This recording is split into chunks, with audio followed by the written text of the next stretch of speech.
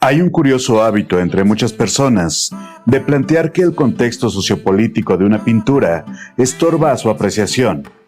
Desde mi perspectiva, creo que esto surge de la lejanía de dicho contexto con el observador y la relevancia que la pintura en cuestión tuvo o no en su momento histórico. Esto que sucede comúnmente en las obras del Renacimiento y el Barroco sería difícil de replicar en el arte americano, especialmente el surgido entre la última década del siglo XIX y hasta la década del 90 del siglo XX, cuando pintores y en general artistas visuales estaban fuertemente comprometidos con causas políticas y dedicaban sus esfuerzos a denunciar el malestar social, una agenda esencialmente izquierdista que se vio trastocada con la llegada al poder de los primeros gobiernos estables de corte socialista. La verdad es que ahora los discursos heroicos surgidos de la izquierda en el arte se han vuelto complicados de entender en cuanto víctimas y victimarios han cambiado de bando en lo que llevamos del siglo XXI. Una conversación para otro capítulo. Sin embargo, el caso de México, a quien José Vasconcelos le auguró el rol de legítimo líder de la América Latina, tiene un costado oscuro a este respecto. Y es que, privilegiada su lectura nacionalista y avasallado el mundo por la innegable calidad de su arte que ha conquistado cotas de popularidad inesperadas, los entresijos políticos se diluyen en esa descontextualización para disfrutar una obra incluso cuando ésta ha sido realizada con fines claramente políticos. Hoy vamos a hablar de uno de esos artistas que, por aclamado y querido en México y el mundo, asombra su escapismo al fenómeno contemporáneo de la cancelación, y es más, triunfa en las subastas internacionales que hacen oídos sordos a su pasado, llevándonos a considerar la vieja pregunta de si hay que separar al artista de su obra. El día de hoy, las dos caras del Dr. Atl.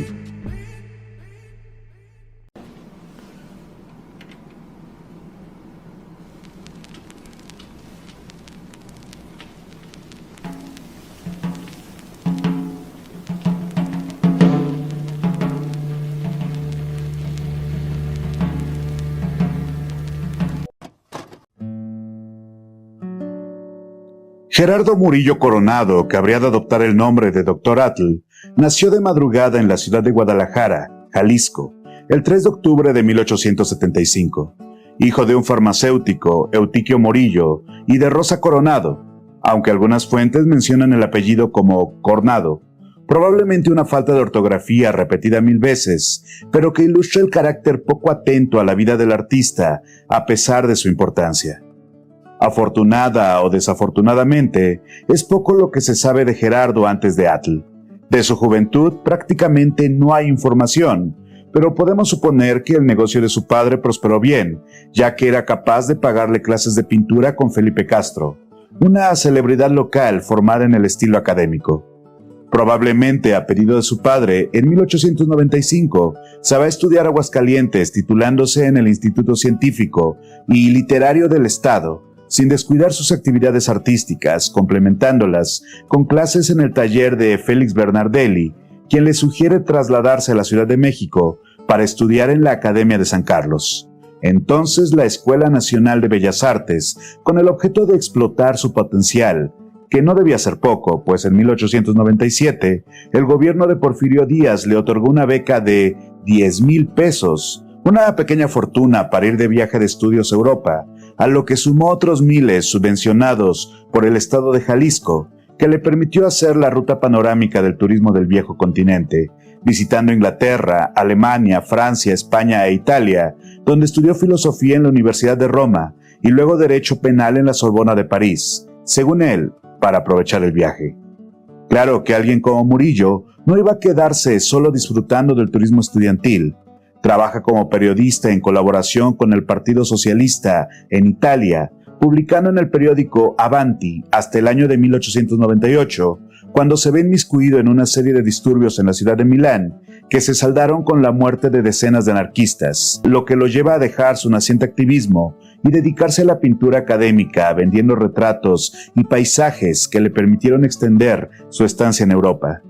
Como dato curioso, sobrevive la carta que Murillo mandó a su madre, narrando este hecho donde anota: «Querida madre, hace 3 días Me quitaron lo belicoso a palos. Emigra a París, donde aprende la técnica del mural antiguo y se interesa por el dibujo a pastel, que empezaba a popularizarse de la mano de los artistas jóvenes, aventurándose a inscribir un autorretrato en el Salón de 1900, donde obtiene una medalla de plata y el reconocimiento de la crítica por el cuidadoso equilibrio entre narrativa y técnica de su trabajo, que deja ver al pintor con el ceño ligeramente fruncido, bigote engomado y una enigmática figura femenina que él observa desde el final de un pasillo, quizás una metáfora de la buena recepción europea.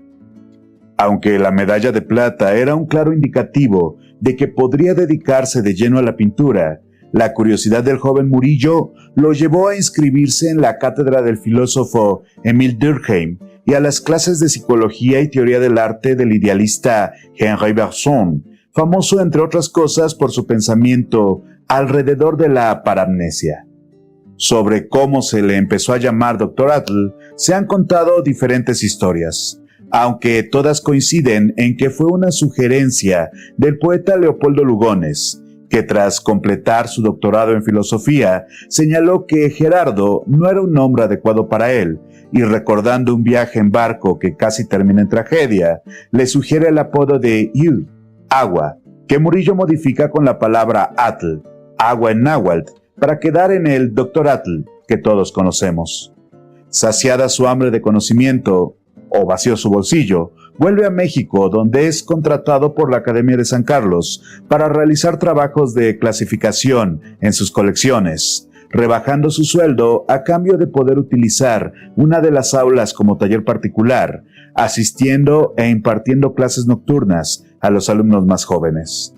En este periodo, influenciado por las ideas socialistas italianas, es apodado el agitador, exponiendo su punto de vista crítico del academicismo europeo, aduciendo que, incluso en Europa, los pintores se hallaban hartos de las academias y de pintar según cánones, composiciones y estilos agotados.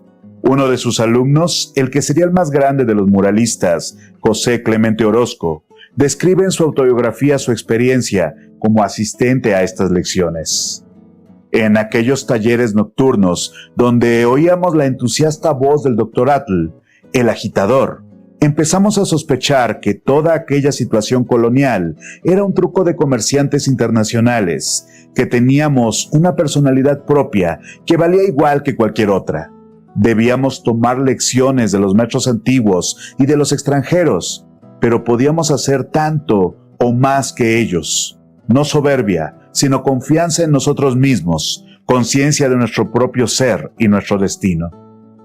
Es común que, si no se está al tanto del contexto del arte mexicano de la primera mitad del siglo XX, o bien simplemente no hay interés en conocerlo, se piense que la pintura de la primera ruptura con la academia es inferior a su precedente inmediato, en cuanto rechazaba las reglas asociadas al realismo mimético. Sin embargo, esta era precisamente el postulado que el Dr. Atle volvió popular entre los jóvenes pintores mexicanos, la creencia de que el arte europeo era efectivamente europeo, pero que se requería un nuevo pensamiento alrededor de la pintura para encontrar un estilo netamente local que rechazara conceptos como la anatomía, la composición, los cánones, en resumen, todo aquello que implicara sometimiento a la estética del viejo continente.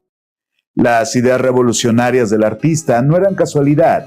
La violencia con la que el régimen porfirista mantenía su ideal de orden y progreso había creado un sentimiento de descontento general entre los jóvenes, especialmente los estudiantes, que reclamaban un cambio político y reconocían un enemigo en la admitida admiración de Díaz hacia el arte tradicional.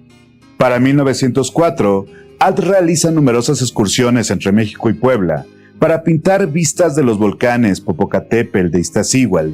Al respecto, escribe a su amigo Federico Gamboa, embajador de México en Bruselas: «Tú sabes que yo pasé 2 años entre los peñascos y las nieves de nuestras montañas maravillosas.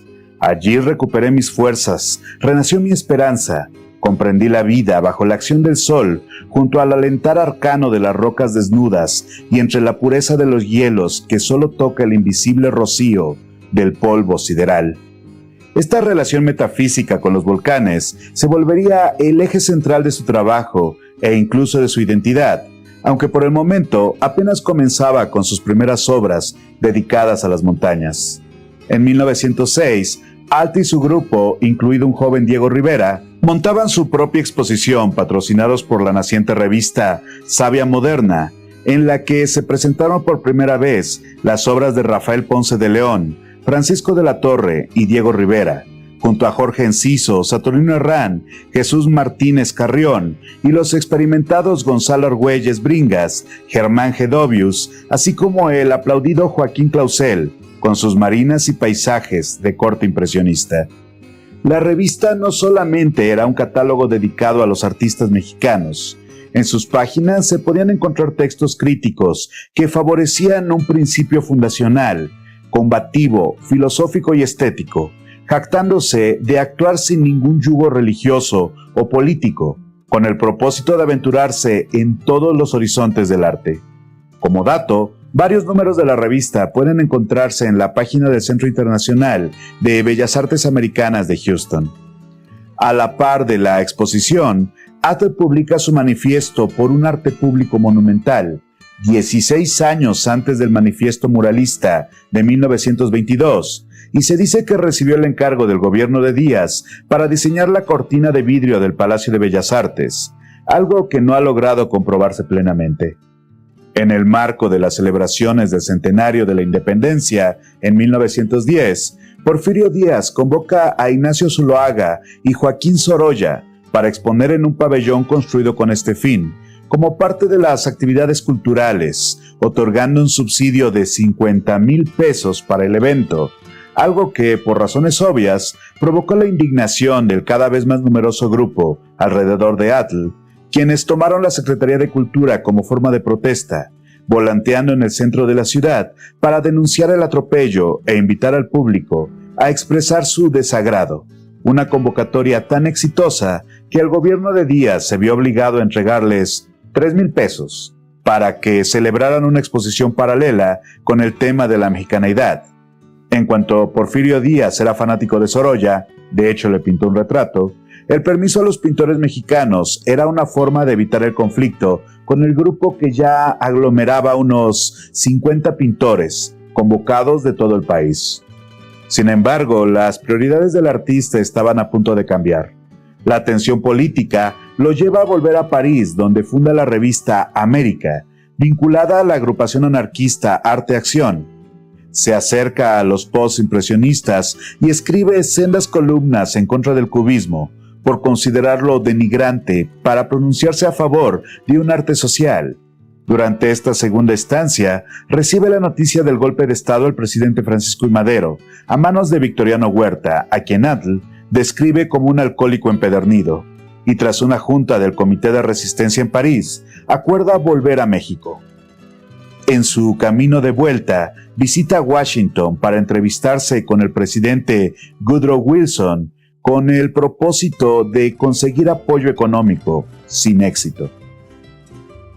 A su llegada a México, contacta con el líder revolucionario Venustiano Carranza, quien lo nombra director de la Escuela Nacional de Bellas Artes, volviéndolo una especie de concejal, encargándole diversas misiones, la más importante, integrarse a una comitiva para entrevistarse con el líder campesino Emiliano Zapata, quien exige la inclusión de un plan agrario para unirse a los carrancistas, algo que, como sabemos, no sucedió.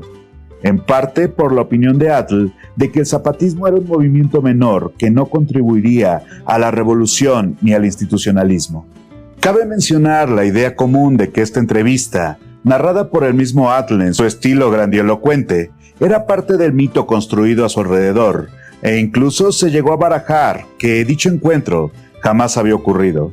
No obstante, hace pocos años se dio el hallazgo de una fotografía de ambos, probablemente tomada en Cuernavaca, parte de una serie de fotografías de Aurelio Escobar Castellanos que resuelven el misterio de la entrevista.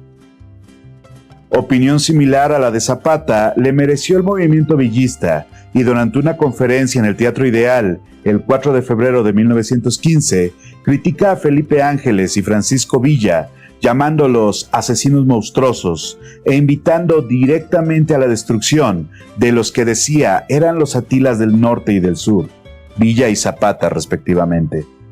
Tomando en cuenta que apenas unos 10 años antes, Atl enarbolaba la bandera del socialismo y el anarquismo, puede asombrarnos la virulenta forma en que cambió de opinión sobre los movimientos populares. Sobre esto, la doctora María Olga Sáenz González nos dice: con el paso del tiempo, las acciones del Dr. Atl se hicieron menos ambiguas, más consistentes con una política partidaria del Estado-Nación que se estaba consolidando aún en medio de la lucha armada. Su comportamiento respondía de manera coherente a la de un intelectual orgánico dentro del proceso nacionalista y revolucionario en México en la segunda década del siglo XX.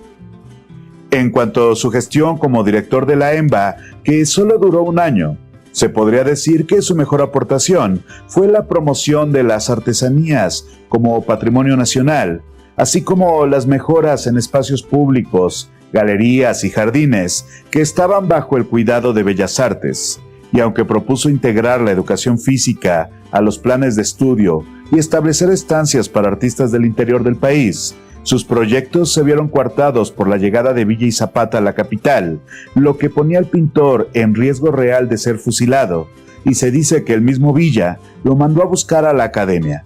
Pero Atl ya había escapado a la ciudad de Orizaba junto con un reducido grupo de alumnos llamados los exiliados de San Carlos. Básicamente, la próxima generación de muralistas con quien funda La Vanguardia, el diario de la Revolución, una publicación quincenal que les ayuda a conseguir un poco de dinero, a la vez que el pintor comienza a buscar aliados en Estados Unidos para estructurar un posible golpe de Estado contra Carranza, al sentirse traicionado por su otrora compañero. Pero alguien se le adelantó y Carranza fue asesinado en una emboscada el 21 de mayo de 1920. Calmadas las aguas, Atl vuelve a la Ciudad de México para tratar de recuperar su reputación como artista. La muerte de Carranza lo había impactado fuertemente, así que da por finalizada su carrera política, afirmando que solo le había traído enemigos y problemas, disponiéndose a dedicarse enteramente a la pintura y la escritura, cuando el nuevo presidente, Álvaro Obregón, manda a interrogarlo respecto a sus actividades subversivas. Es encerrado en la antigua prisión de Tlatelolco, de donde escapa 2 semanas después, refugiándose en el Templo de la Merced, gracias a un antiguo subalterno que fungía como portero del edificio, impidiendo su demolición por el mero hecho de estar habitado. En esta época es que se da uno de los mitos fundacionales alrededor del Dr. Atl, su relación con la también artista Carmen Mondragón, Nahui Olin. Existen varias historias alrededor de cómo se conocieron. Algunas dicen que Carmen y su esposo, Manuel Rodríguez Lozano, exmilitar devenido en pintor, paseaban por el barrio de la Merced cuando se encontraron con el Dr. Atl, pero es más probable que lo hubieran conocido en la Academia de San Carlos, ya que tanto Carmen como Manuel asistían a clases en dicha institución. Como haya sido, al poco tiempo de conocerse, Mondragón abandonó a Lozano para empezar una relación con Atl, quien la rebautizó con el nombre Nahui Olin, una expresión en náhuatl referida al quinto movimiento del sol, que Mondragón mantuvo hasta su muerte, negándose a responder a cualquier otro nombre. Recientemente ha habido un intento oficial de recuperar la imagen de Carmen Mondragón en el contexto del auge de los movimientos feministas. Pero si se quiere entender la desastrosa relación que existió entre ambos artistas, es preciso un poco de contexto. Efectivamente, Nahui Olin era lo que podríamos llamar una mujer adelantada a su época. Había nacido el 8 de julio de 1893 y tenía poco menos de 26 años cuando conoció al Dr. Atl, hija de un exmilitar de los tiempos del Porfiriato y heredera de una acaudalada familia conservadora. Había pasado su niñez en un internado parisino, donde aprendió a tocar el piano, bailar ballet, pintar, además de formarse en la poesía y el arte dramático. A su regreso a México, es obligada a casarse con Lozano, con quien regresa a París, conviviendo con Picasso, Rivera y los posimpresionistas, hasta que la Primera Guerra Mundial los hace trasladarse a España y luego a México. Su primer hijo muere antes de cumplir un año, fracturando la relación de por sí frágil, agravada por las acusaciones de Carmen sobre la homosexualidad de su esposo, y poco después de separarse, se integra a la vida artística del país, donde rápidamente pasa a formar parte de los intelectuales mexicanos. Like y suscríbete si quieres que haga la biografía de Nahui Olin. No era para menos, no solo resaltaba por su belleza exótica y sus ojos verdes. Políglota, formada en las bellas artes, abiertamente a favor de la libertad sexual de las mujeres, pintora y escritora, modeló para la obra de Rosario Cabrera, Diego Rivera, Jean Charlotte y para los fotógrafos Edgar Weston y Antonio Garduño, formando parte de ese grupo de mujeres que durante las décadas de 1920 y 1930 produjeron uno de los periodos más activos de la cultura y el arte en México. Su relación con Atl fue intensa, erótica y tormentosa.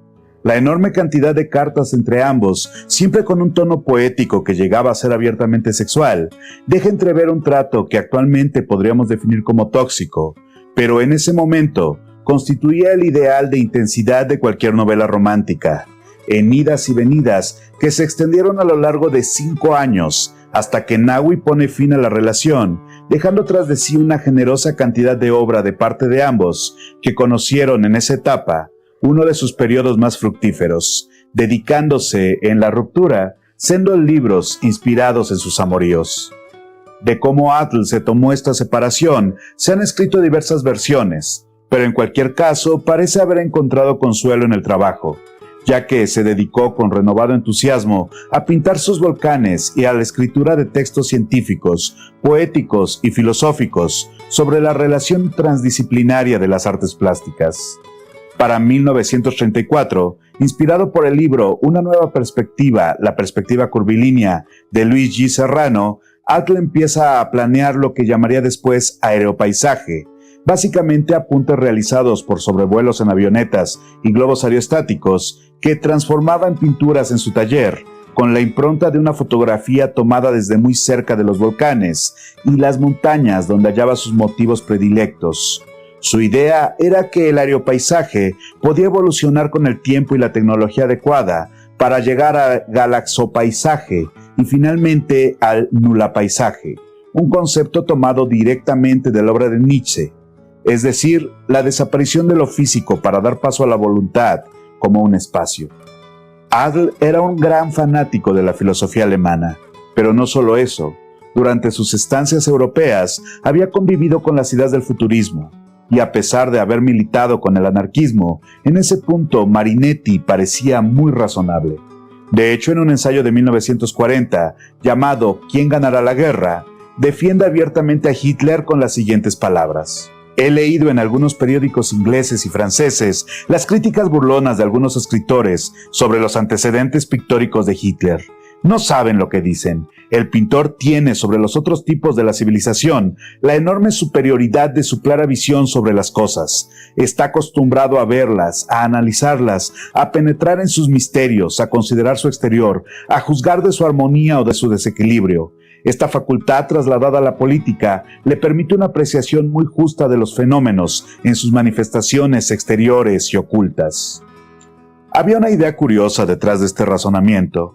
Atl consideraba que los artistas, dueños de una capacidad creadora y privilegiada, eran, por regla natural, los legítimos herederos del mundo, y que tarde o temprano el poder político debía de residir en pintores, músicos y escritores, siendo que solo ellos podían garantizar un futuro brillante, lo que en otro contexto sonaría como una idealización romántica, pero que en ese momento comulgaba perfectamente con las ideas nazis. Y en otro ensayo, esta vez dirigido al presidente Cárdenas, exige que México no ceda a la presión imperialista de Estados Unidos y luche junto con Alemania para asegurar el mejor de los futuros.